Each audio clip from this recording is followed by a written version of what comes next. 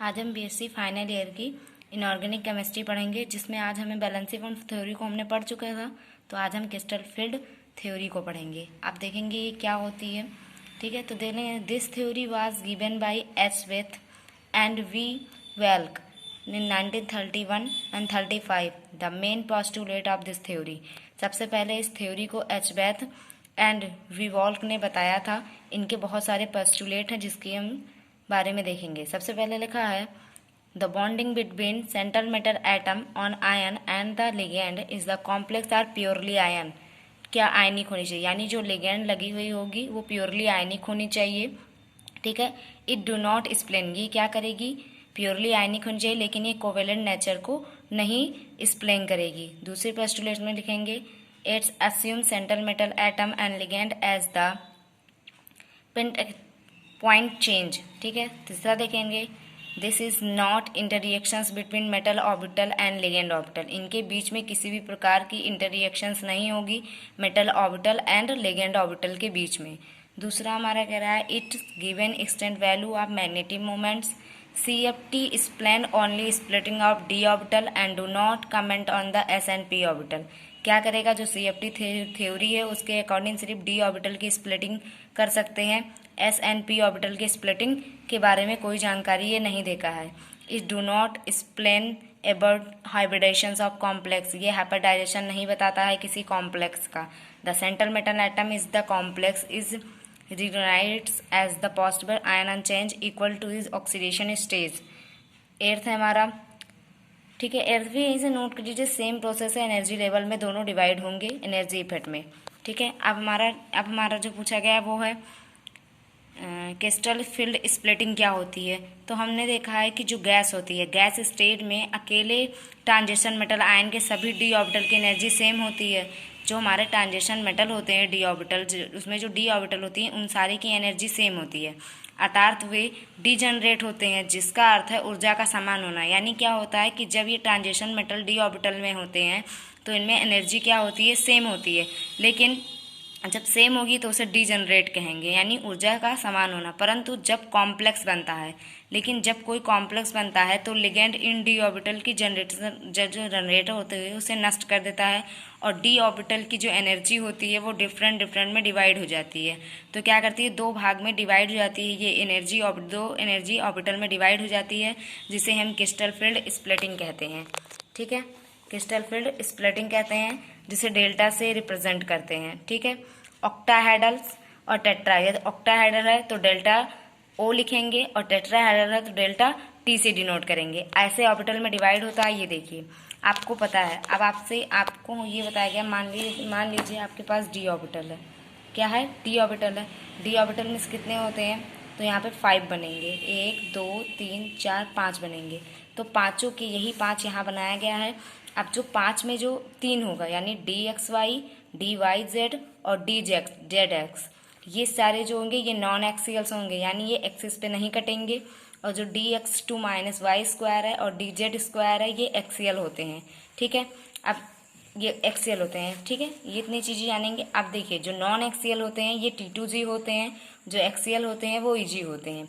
ये देखिए यहाँ पे लिखा है। अब हम ये देखेंगे कि एक्सियल्स कैसे जानते हैं और नॉन एक्सियल्स कैसे जानते हैं। अब मान लिया एक्सियल्स में आपको पता है DXY होते हैं, DYZ होता है और DZX होता है। ठीक है, अब देखिए क्या हुआ नॉन एक्सियल में। अब आप देखो यहाँ पे हम आपको दिखा रहे हैं। मान लिया आपको क्या दिया गया है, ये देखिए दिया गया है DXY।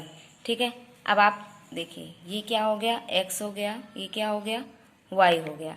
ठीक है, लेकिन यहाँ पे एक्सिस पे कोई चीज़ें नहीं कटेंगी, तो कैसे बनेगी, ऑर्बिटल्स ऐसे ऐसे ऐसे और ऐसे। यानी क्या कर रहा है, कोई इसके एक्सिस को नहीं कट कर रहा है। एक्सिस मतलब इस पे कोई कट नहीं लग रहा है। ठीक है, ये डायरेक्टली इस पोजीशंस में कट हो रहा है। तो यही चीज़ यहाँ दिया गया है ये।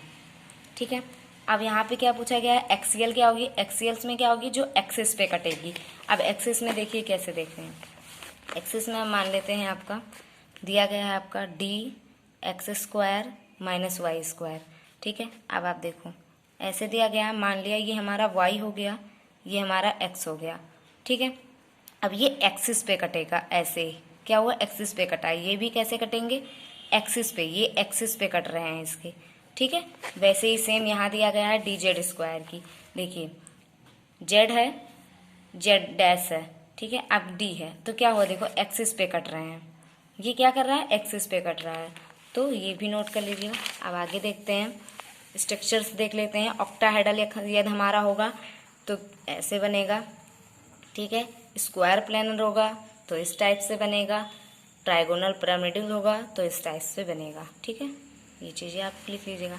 अब जो पेपर में क्वेश्चन आता है वेरी इंपॉर्टेंट, उस पर जाते हैं। लिखा है crystal field splitting of d orbital in octahedral complex. आपसे पूछा गया है कि ऑक्टाहेड्रल कॉम्प्लेक्स में क्रिस्टल फील्ड स्प्लिटिंग जो होती है उसके बारे में आप बताइए। तो सबसे पहले हमें पता है ऑक्टाहेड्रल, ऑक्टाहेड्रल मतलब क्या होता है, एक मेटल के साथ 6 लिगेंड जुड़े हुए होते हैं, तब हमारा क्या बनता है, ऑक्टाहेड्रल कॉम्प्लेक्स बनता है। अब मान लिया 6 लिगेंड है, मान लिया आपको मेटल दिया गया है, यहाँ मेटल दिया गया है, इससे 6 लिगेंड अटैच होंगे, ये इस टाइप से सारे पे क्या होंगे, लिगेंड लिगेंड लिगेंड लिगेंड लगे हुए होंगे। तो इस टाइप से इसे हम क्या कहेंगे, ऑक्टाहेड्रल कहेंगे। अभी स्ट्रक्चर्स आपको दिखाया है ऑक्टाहेड्रल का, सेम इस टाइप से ऑक्टाहेड्रल की स्ट्रक्चर बनेगी, ठीक है। ये है ऑक्टाहेड्रल, ठीक है। वही चीज़ यहाँ दी गई है। ऑक्टाहेड्रल सराउंडेड होते हैं जब एक्स वाई जेड एक्सिस पर 6 लिगेंड मेटल आयन की ओर अग्रसित होते हैं, जब लिगेंड के इलेक्ट्रॉन के द्वारा डी ऑर्बिटल में प्रेजेंट इलेक्ट्रॉन रिपल्सन होते हैं। इस रिपल्सन द्वारा 5d ऑर्बिटल की एनर्जी में चेंज आता है, चूँकि ईजी में होता है d x square minus y square and d z square, जो कि लॉब्रियस होता है। सेंट्रल मेटल आयन समीप आने पर लिगेंड के मार्ग यानी पथ में आती है, अतः T2G ऑर्बिटल हो जाती है d x y, d y z और डी जेड एक्स की अपेक्षा इसमें इलेक्ट्रॉनों का रिप्लेसमेंट अधिक होता है। अतः इस कारण से 5d ऑर्बिटल 2 एनर्जी ग्रुप में डिवाइड हो जाती है। इस प्रकार से डिवाइड होते डी ऑर्बिटल के डिवाइड होने को ही हम क्या कहेंगे, क्रिस्टल फील्ड स्प्लिटिंग कहेंगे, ठीक है। अब आपको T2G एंड EG ऑर्बिटल की एनर्जी के मध्य को जो होगा ऑक्टाहेड्रल में, उसे डेल्टा O के द्वारा रिप्रेजेंट करेंगे, ठीक है। डेल्टा एनर्जी एनोमिस ऑक्टा, ठीक है। इसमें इसे जो होता है वो 10dq से भी 10dq के द्वारा भी रिप्रेजेंट करते हैं। इसे क्रिस्टल फील्ड स्प्लिटिंग एनर्जी कहते हैं। Delta o value upon on the nature of ligand, क्या करेगा, जो डेल्टा ओ है इसकी वैल्यू किस पे, लिगेंड के नेचर पे डिपेंड करेगा, और इसे जो मापा जाता है वो पैरामीटर के द्वारा मापा जाता है। The geometry of the octahedral so that the energy of T2G orbital 2 upon 5 delta 0 या फिर 0.4 डेल्टा 0 होता है, ठीक है। लोअर देन एंड फॉर यही चीज जनरेट होगा, ये लिखा हुआ है, ठीक है। अब आपकी पूछी गई है ईजी की एनर्जी। आपको पता है जो T2G एनर्जी होगी वो 0.4 डेल्टा ओ होगी, लेकिन ठीक है, लेकिन जो ईजी की एनर्जी होगी वो 0.6 होगी, ठीक है। अब आगे फिगर देखते हैं। वही चीज़ यहाँ पे सारी चीज़ें वही उसी के बारे में दी गई है जो भी हमने आगे बताया। अब देखिए कैसे स्प्लिटिंग हो रही है। मान लिया कोई डी ऑर्बिटल है, ठीक है, 5 वाले डी ऑर्बिटल दिए गए हैं।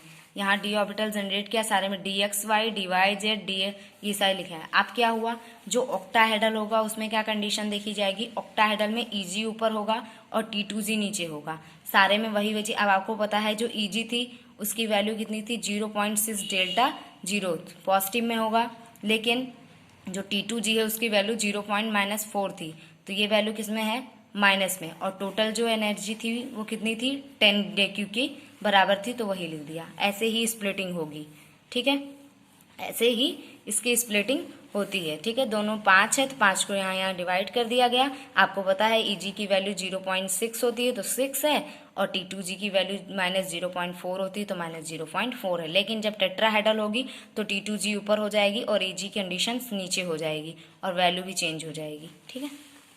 अब आते हैं ऑक्टाहेड्रल स्ट्रक्चर वाले coordination compound present metal ion की डी ऑर्बिटल में इलेक्ट्रॉन के ट्रांसफर वितरण को स्पष्ट करते हुए उनका फर्स्ट इलेक्ट्रॉन लोअर एनर्जी वाले किसी एक T2G ऑर्बिटल में जाएगा तथा D2 and D3 electron Hund rule according orbital में अनपेयर्ड रहते हैं।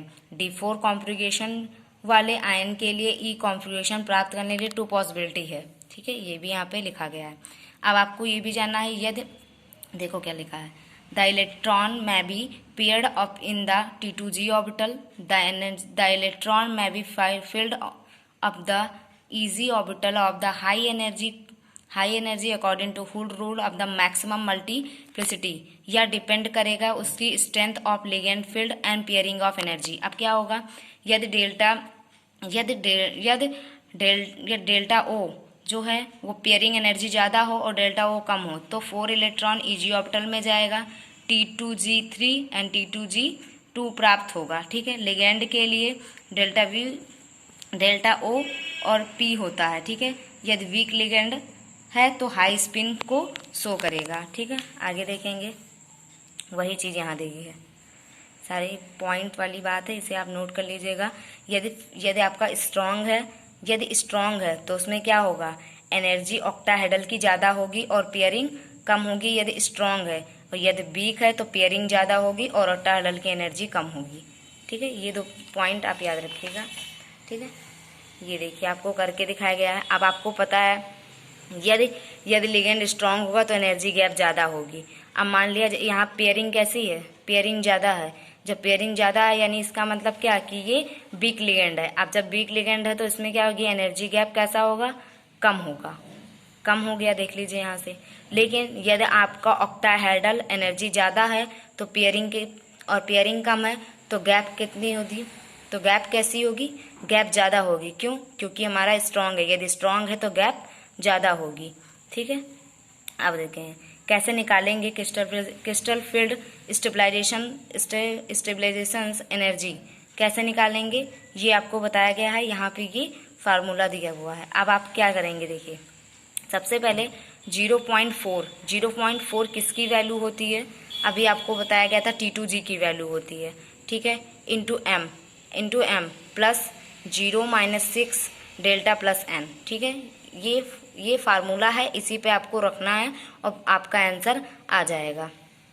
ठीक है, इसी पे रखने पे आपका आंसर आएगा. अभी आगे आपको समझाएंगे, ये आप फार्मूला याद रखिएगा. Strong ligand crystal field splitting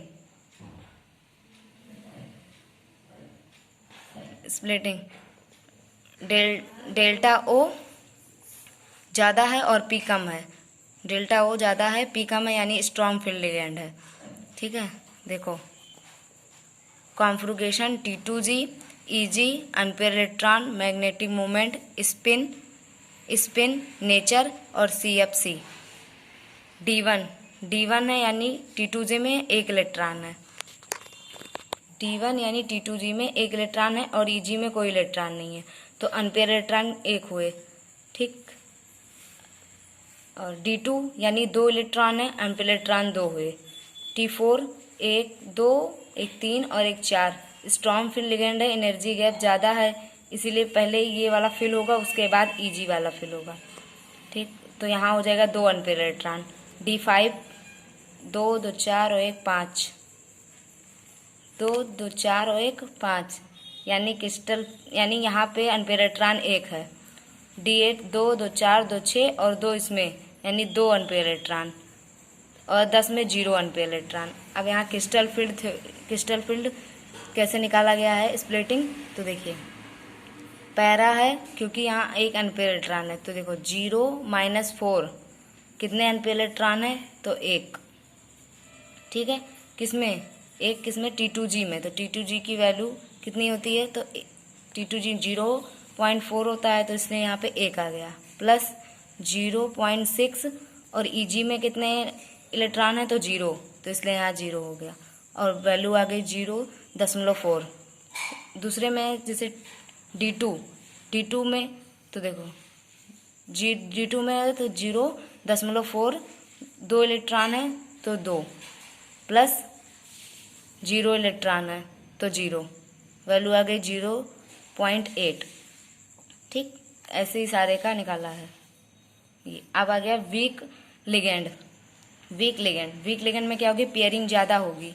ठीक है, वीक लिगेंड में पेयरिंग ज़्यादा होगी और एनर्जी गैप की जो होगा वो कम होगा. अब देखो D1 है तो D1 में 1 इलेक्ट्रॉन है तो 1 अनपेयर इलेक्ट्रॉन है, तो क्या होगा -0.4 × 1 क्योंकि T2g में 1 इलेक्ट्रॉन है तो यहाँ 1 लिखा, प्लस 0.6 Eg में कोई इलेक्ट्रॉन नहीं है तो 0 लिखा, माइनस 0.4 आ गया।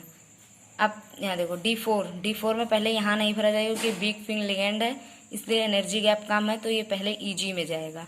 तो Eg में गया तो यहाँ आ गया 0.6। ठीक,